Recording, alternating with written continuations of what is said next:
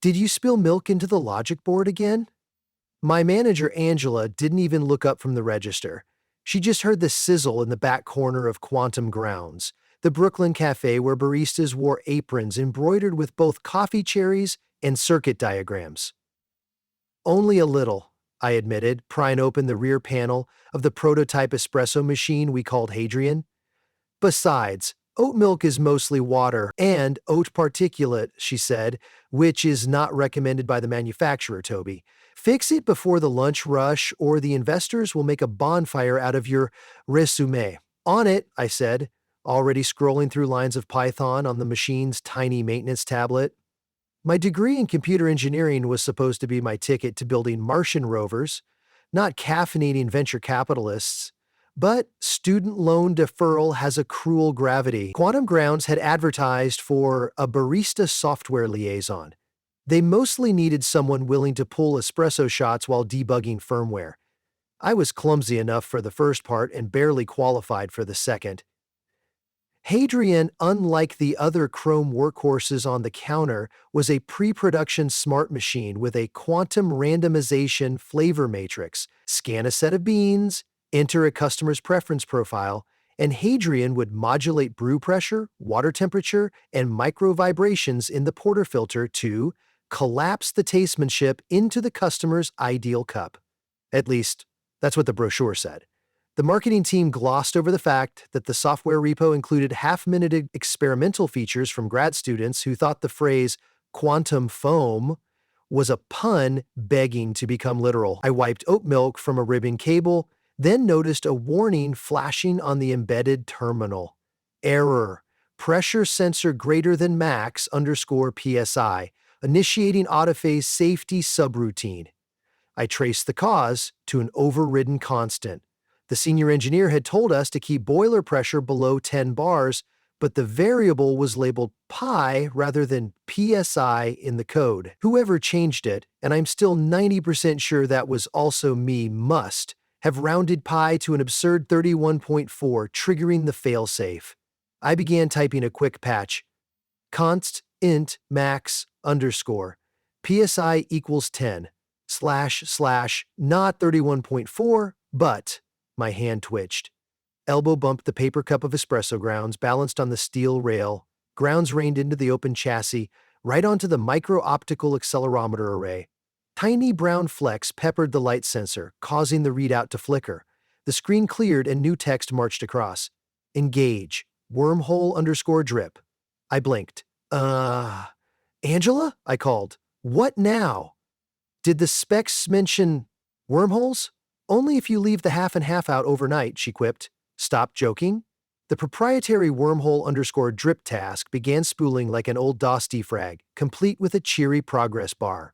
The boiler groaned, lights dimmed, and Hadrian's exhaust fan spun up to jet engine pitch. Steam swirled from the group head, forming a vortex of espresso-scented fog. Somewhere inside the grinder, burrs howled. The portafilter glowed a faint, ominous blue. Customers grabbed phones to record. I reached for the master cutoff, but a static shock zapped my wrist. The screen hit 100%. Reality hiccuped. A circle of shimmering, crema-colored space popped open in front of Hadrian like the surface of a latte, but vertical and luminescent. And beyond it lay a marble hall lined with fluted columns and togas. A porter shouted in Latin. And then the suction began. Angela screamed something unprintable as the void inhaled our pastry case. Scones, napkins, and a Black Sabbath travel mug whirled through the portal. The brass knock box whipped past my head and vanished with a clang that echoed exponentially. Hadrian itself rocked on its casters. Before I could brace it, the entire espresso station plus me shot forward into the glowing disk. The transition felt like being forcibly poured through a very fine mesh strainer. I tumbled out the other side, onto polished travertine, clutching a portafilter like a useless bronze dagger. The machine landed beside me, hissing, power cords sparking. The wormhole snapped shut with a satisfied slurp. Several dozen startled men in white-trimmed crimson togas gaped at me. We all froze in tableau me. Dusted with espresso grounds, them, brandishing scrolls. The acoustics of the domed room amplified every breath. A ray of Mediterranean sun sliced through a clerestory window, spotlighting the mess. Oh, I muttered. Curia Julia. My sophomore Latin seminar flooded back, the meeting house of the Roman Senate. Judging by the busts and lack of repaired fire damage, maybe around 60 CE. Which was excellent, except I was late for the lunch rush in Brooklyn, nearly 2 millennia in the future. The presiding consul, distinguished by his ivory sella curialis, lifted a trembling hand. Phoebus Apollo, he whispered. What prodigy is this? I stood, brushing crumbs off my quantum grounds apron. Salve? I attempted. My pronunciation, shaped by a Manhattan community college, earned a collective wince. Behind me, Hadrian beeped helpfully. One senator recovered faster than the rest, lean, sharp-eyed, silver-haired. He stepped forward. Numinous stranger, have you brought us the ambrosia of the gods? Did he mean coffee? I glanced at the machine, power indicator flickering. The hopper still held a half-pound of single-orgy Ethiopian yirgacheffe. Well, when in Rome. I locked the portafilter into place, purged water, and dosed. The senators flinched at the hiss. I tamped, muttering a prayer to whichever deity policed temporal disasters. The pump engaged. A rich, dark stream poured into the only vessel I could grab. A gilded inkwell knocked over in the chaos. I presented the shot to the silver-hilled senator. He sniffed, sipped, and his eyes went round as amphorae. Venom! No better than wine. It wakes the mind as though the cock has crowed thrice. The hall erupted. Scrolls flew. Senators mobbed me, demanding their portion. Someone dragged an amphorae of water. Another confiscated the consul's silver goblet for use as a demitasse. Within minutes, I was running the world's first pop-up cafe in the Roman Curia. They pressed coinage into my hand. Sestertii, denarii, even an emerald-inlaid fibula. I tried to refuse, but they took refusal as haggling, so I became weirdly rich. Eventually, one senator, Lucius Cassius Macchiatus, I kid you not, wiped foam from his mustache and said, Stranger, can this miraculous draught not be seasoned with autumnal gourds? I dream of harvest spices. Harvest spices? Pumpkins were unknown in Europe until the Columbian Exchange, yet the suggestion lodged in every ear. A chant built. Cucurbidaceae, Cucurbidaceae. The yirgacheffe bag lay empty. I pulled another from my backpack, our seasonal blend, maple moon pumpkin spice. The milling throng inhaled its aroma and swooned.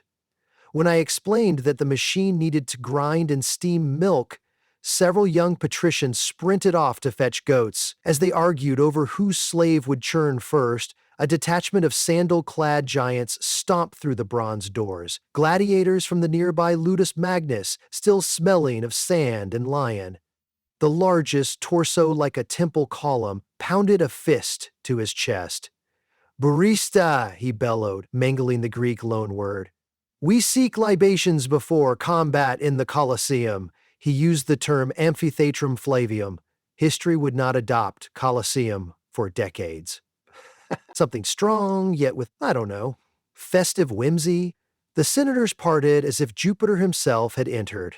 There was a rumble of swords against shields. Hadrian hissed and clicked, grinding squash-infused beans as I improvised a pumpkin spice latte for a man who owned a trident. I poured, he drank.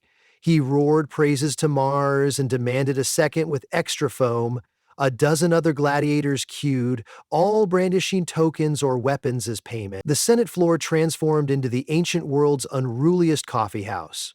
Senators reclined on curial chairs, gladiators compared latte art shaped like amphoras, and a poet declaimed hexameters on crema consistency. Rumor reached the street. Merchants, philosophers, and courtesans surged inside. Roma capta est, joked one wag. Roma has been captured by caffeine. From my vantage behind Hadrian, the situation looked less like a comedy and more like the prelude to an empire-wide stimulant addiction. Already, senators plotted colonial expeditions for Arabica. Someone proposed replacing the daily grain dole with espresso rations. There was talk of equipping legions with portable mocha pots, marching boilers they called them. History as I knew it frayed at the edges. Cassius Macchiatus sidled up, turbid green eyes glittering. This device, sell it to me! He jingled a purse fat with ori. I'll make you the wealthiest plebeian in Rome. Sorry, I said. Corporate property. His pleasant smile curdled. He whispered, Then you are my competitor. He slid back into the crowd. I pretended not to notice and dug through the repair pouch. To undo this disaster, I needed to reopen a wormhole and toss Hadrian and myself home. The tablet still dangled from its Ethernet tether, battery at 30%. I scrolled the hidden debug menu until I found the illicit module, wormhole_drip. The config file referenced an address block of entangled qubits located who knew where.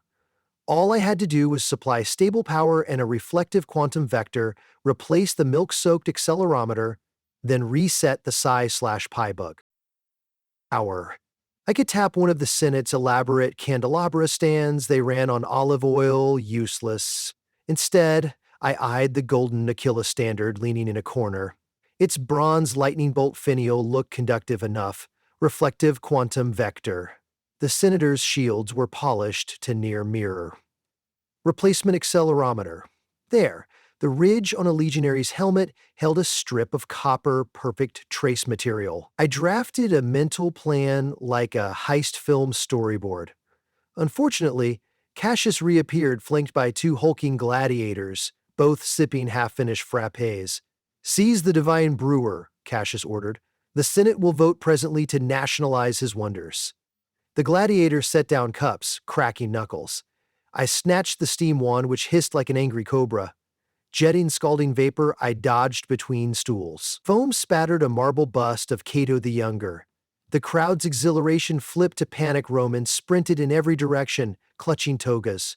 I vaulted a bench, collided with a scribe, and spilled scrolls describing provincial tax reforms. Cassius shouted threats about expropriation. One gladiator, moving with depressing speed, cut off my escape. He raised a net. I ducked beneath, skidding on spilled milk. Hadrian beamed.